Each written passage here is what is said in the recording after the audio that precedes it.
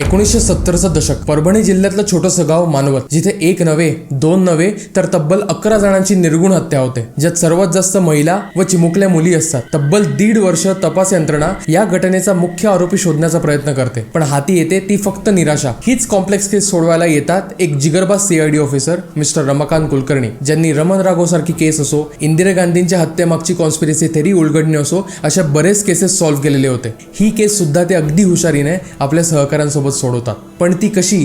कोण होते मुख्य आरोपी? या हत्यांमागचं सत्य असत्य काय आहे हे जाणून घेण्यासाठी आपल्याला आता गुगल किंवा पुस्तक वाचायची गरज नाही, कारण या सत्य घटनेवर आधारित एक कमाल वेबसिरीज मराठी इंडस्ट्रीकडनं आलेली द मानवत मर्डर्स तुम्ही सोनी लिव्हवर बघू शकता.